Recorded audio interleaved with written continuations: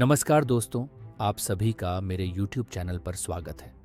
अगर आप इस चैनल में नए हैं तो ऊपर आई बटन पर क्लिक करके इस ऑडियो बुक के प्लेलिस्ट को सुन सकते हैं। चैप्टर 39, फ्रेंड का कॉल। अगले दिन जब आदित्य की आंखें नींद से खुलती हैं तो वह खुद को बेड के किनारे पर पाता है। क्यारा उसके बेड पर फैलकर सो रही थी। आदित्य क्यारा को देखकर बेबसी में अपना सिर हिलाता है। काश मैं इसे कल मिस माया के साथ जाने देता, वह अफसोस करते हुए सोचता है। फिर आदित्य क्यारा को वहीं छोड़कर फ्रेश होने के लिए वॉशरूम में चला जाता है। वॉशरूम में पहुंचने के बाद उसकी नज़र उस पेंडेंट पर पड़ती है। वही पेंडेंट जो कल तक रेड और ब्लू लाइट से चमक रहा था, आज उसकी चमक पूरी तरह गायब हो चुकी थी। आदित्य नोटिस करता है कि उस पेंडेंट में से रेड और ब्लू क्रिस्टल्स भी गायब हो चुके हैं। पेंडेंट में से क्रिस्टल्स गायब देखकर डर के मारे आदित्य के चेहरे पर पसीना आ जाता है। इस पेंडेंट को क्या हुआ? इसके क्रिस्टल्स कहाँ गए? अगर ये किसी गलत हाथ में पड़ गए तो क्या होगा? आदित्य परेशान होकर सोचता है। अब पेंडेंट पूरी तरह से ट्रांसपेरेंट नहीं लग रहा था। ऐसा लग रहा था जैसे उसके अंदर से सारी ऊर्जा निकाल दी गई हो। थोड़ी देर तक सोचने के बाद आदित्य उस पेंडेंट को बॉक्स में रखकर कपड़े बदलने लगता है। जैसे ही वह अपनी शर्ट उतारता है, उसकी नज़र अपने सीने पर एक गोल निशान पर पड़ती है। ये वही निशान था जो पेंडेंट में रेड और ब्लू लाइट से चमक रहा था। इसे देखकर आदित्य चौंक जाता है। क्या ये रेड और ब्लू क्रिस्टल्स मेरे अंदर समा गए? वह सोचता है और अपनी उंगली से उस निशान को छूता है। जैसे ही वह निशान को छूता है, वह उसके सीने से गायब हो जाता है। ये क्या हुआ? आदित्य हैरानी से सोचता है और बार बार अपने सीने को छूता है, लेकिन अब उसे कुछ महसूस नहीं होता। तभी उसकी नज़र वॉशरूम के शीशे में अपने चेहरे पर पड़ती है और वह और भी ज़्यादा हैरान हो जाता है। उसकी स्किन पहले से ज़्यादा स्मूथ और आकर्षक लग रही थी। उसका चेहरा किसी क्रिस्टल की तरह शार्प दिख रहा था। कुल मिलाकर आदित्य पहले से और भी ज़्यादा हैंडसम लग रहा था। कुछ देर तक वह खुद को आईने में निहारता है, फिर कॉफ़ी बनाने के लिए किचन की ओर बढ़ता है। वहाँ क्यारा भी जाग चुकी थी। जब उसने आदित्य को वॉशरूम से निकलते हुए देखा तो वह बस उसे देखती ही रह गई। क्यारा, ऐसे क्या देख रही हो? मैं कॉफ़ी बनाने जा रहा हूँ, तुम फ्रेश होकर आ जाना, आदित्य मुस्कुराते हुए कहता है और किचन में चला जाता है। क्यारा बस वहीं खड़ी रहकर आदित्य को जाते हुए देखती रहती है। आदित्य किचन में जाकर अपने और क्यारा के लिए कॉफ़ी बनाता है। तभी उसका मोबाइल फ़ोन बजने लगता है। वह स्क्रीन पर देखता है। वहाँ एक लड़की का नाम फ्लैश हो रहा था। स्क्रीन पर उस नाम को देखकर आदित्य के चेहरे पर एक बड़ी सी मुस्कान आ जाती है। आदित्य, मुझे पता चला कि तुम स्टैरी कप के प्राइमरी राउंड में क्वालिफाई कर चुके हो। क्या ये सच है? फ़ोन के दूसरी तरफ से एक प्यारी सी आवाज़ आती है। वह आवाज़ और किसी की नहीं बल्कि श्रेया की थी। हाँ, ये बात सच है, आदित्य जवाब देता है। श्रेया यह सुनकर एक्साइटेड हो जाती है। ये तो सच में खुशी की बात है। इसका मतलब तुम्हें मुझे ट्रीट देनी पड़ेगी, वह चहकते हुए कहती है। आदित्य हंसते हुए जवाब देता है, हाँ ज़रूर, तुम शहर कब लौट रही हो? मैं कल आ रही हूँ, श्रेया बताती है। ये तो बहुत अच्छी बात है। वैसे भी कल मेरा मैच होने वाला है और तुम मेरे साथ रहोगी तो मुझे अच्छा लगेगा, आदित्य मुस्कुराते हुए कहता है। श्रेया भी मुस्कुरा देती है। फिर कुछ देर तक दोनों बातें करने के बाद आदित्य कॉफ़ी लेकर किचन से बाहर निकलता है। बाहर आकर वह देखता है कि क्यारा कहीं नज़र नहीं आ रही थी। कॉफ़ी का मग हाथ में लिए वह उसे ढूंढने लगता है।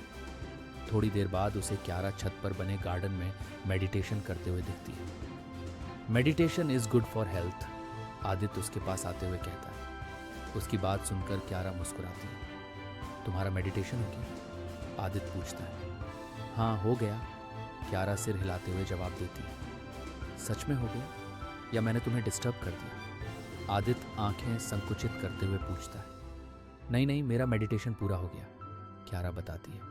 तभी उसकी नज़र आदित्य के हाथ में पकड़े कॉफ़ी मग पर पड़ती है। आदित्य, क्या तुम मेरे लिए कॉफ़ी लाए हो? क्यारा पूछती है। क्यारा, मैंने तुम्हें बताया था कि मैं कॉफ़ी बनाने जा रहा हूँ, तुम फ्रेश होकर किचन में आ जाना। लेकिन लगता है कि तुमने मेरी बात सुनी नहीं, इसलिए मुझे ही कॉफ़ी लेकर यहाँ आना पड़ा, आदित्य कहता है। आदित्य, मुझे माफ़ कर देना, मुझे ध्यान नहीं रहा, क्यारा कहती है। कोई बात नहीं, आदित्य मुस्कुराते हुए कहता है और उसे कॉफ़ी का मग थमा देता है। थोड़ी देर बाद आदित्य सिटी मार्शल हॉल जाने के लिए तैयार होने लगता है। आदित्य, तुम कहाँ जाने वाले हो? क्यारा पूछती है। मैं सिटी मार्शल हॉल जा रहा हूँ ट्रेनिंग करने, आदित्य जवाब देता है। ओह, क्या मैं तुम्हारे साथ चल सकती हूँ? क्यारा पूछती है। आदित्य थोड़ा सोचता है और फिर हाँ बोल देता है। इसके बाद दोनों सिटी मार्शल हॉल के लिए निकल पड़ते हैं। वहाँ पहुँचने के बाद आदित्य की मुलाकात कल्पना से होती है। जब कल्पना उसे क्यारा के साथ देखती है तो उसका मूड खराब हो जाता है। फिर वह क्यारा को देखकर कुछ सोचने लगती है। Chapter 40, challenging city marshal hall. क्यारा, मुझे माफ़ कर देना, लेकिन तुम इस मार्शल हॉल के प्रैक्टिस ग्राउंड में नहीं आ सकती।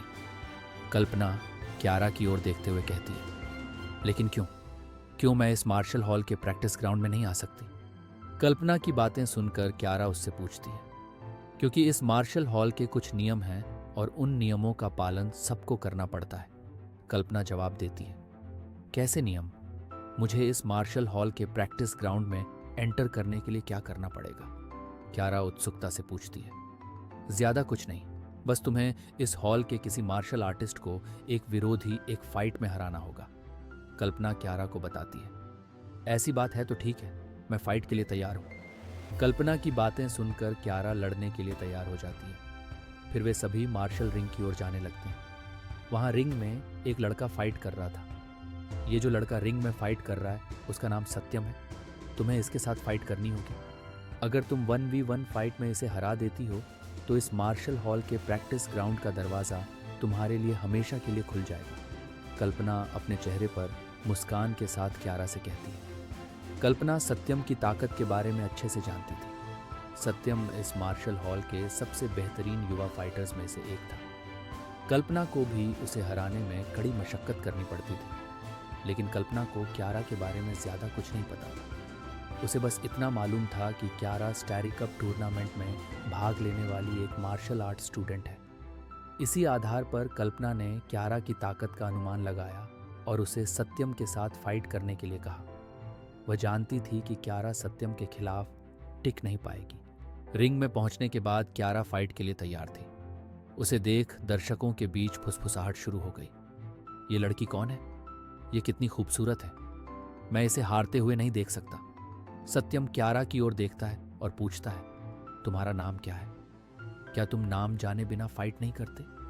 क्यारा मुस्कुराते हुए जवाब देती है, मैं तो बस यूं ही पूछ रहा था, अगर नहीं बताना चाहती तो कोई बात नहीं। सत्यम कहता है, ठीक है, अगर तुम इस फाइट में जीत गए तो मैं तुम्हें अपना नाम बता दूंगी। क्यारा कहती है, नहीं, अगर मैं जीता तो तुम्हें आज शाम मेरे साथ डिनर करना पड़ेगा। सत्यम मुस्कुराते हुए कहता है, ठीक है, डील। क्यारा अंगूठा दिखाते हुए जवाब देती है। सत्यम हंसता है और कहता है, इस खुशी में मैं तुम्हें पहले अटैक करने का मौका देता हूँ। उसकी कोई ज़रूरत नहीं, तुम अपनी पूरी ताकत लगाकर मुझसे फाइट करो, क्यारा आत्मविश्वास के साथ कहती है। सत्यम मुस्कुराता है और क्यारा पर अटैक करने के लिए उसकी ओर बढ़ता है। वह क्यारा के करीब पहुंचकर एक तेज पंच उसकी ओर मारता है, लेकिन क्यारा उस अटैक से बचने की कोई कोशिश नहीं करती। वह बस वहीं खड़ी रहती है और उस पंच को अपनी ओर आते हुए देखती रहती है। पंच उसकी ओर तेजी से बढ़ रहा था। अब यह क्यारा के चेहरे से सिर्फ 5 इंच दूर था। तभी क्यारा अचानक साइड में मूव करती है और बेहद आसानी से उस अटैक से बच जाती है। क्यारा के रिफ्लेक्स और स्पीड देखकर न सिर्फ सत्यम बल्कि पूरा दर्शक समूह हैरान रह जाता है। सबकी आंखें और मुंह खुले के खुले रह जाते हैं। कल्पना भी शॉक रह जाती है। उसे बिल्कुल उम्मीद नहीं थी कि क्यारा इतनी तेज हो सकती है। अब सत्यम क्यारा को कमजोर ओपोनेंट समझने की गलती नहीं करता।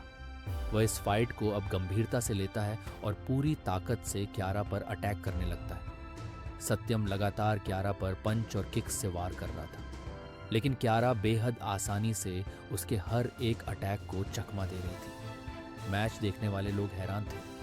क्यारा को देखकर ऐसा लग रहा था जैसे वह कोई नृत्य कर रही हो। असल में क्यारा एक विशेष तकनीक का उपयोग कर रही थी जो डांसिंग और मार्शल आर्ट का मिश्रण थी। दूर से देखने पर यह सिर्फ एक नृत्य जैसा लगता था, लेकिन असल में यह एक जटिल फाइटिंग स्टाइल था। इस तकनीक को कास्ट करने के लिए एक फाइटर के पास अद्भुत स्पीड, तेज रिफ्लेक्स, सटीक टाइमिंग, हर स्टेप की गहरी समझ होनी चाहिए, और यह सब क्यारा के पास था।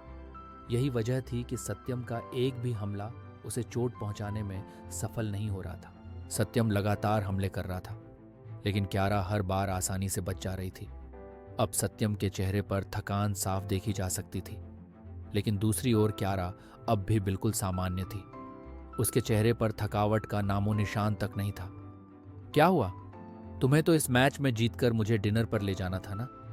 क्यारा सत्यम का मजाक उड़ाते हुए कहती है। मैं अभी हारा नहीं हूं, सत्यम गुस्से में कहता है और एक बार फिर क्यारा पर अटैक करने के लिए आगे बढ़ता है। क्यारा उसे देखकर गहरी सांस लेती है, फिर एक डांसर की तरह घुमावदार स्टेप्स लेते हुए सत्यम की ओर बढ़ती है और फिर। नमस्कार दोस्तों, आशा करता हूं कि आपको यह चैप्टर पसंद आया होगा। आगे के चैप्टर्स सुनने के लिए इस चैनल को सब्सक्राइब करें। धन्यवाद।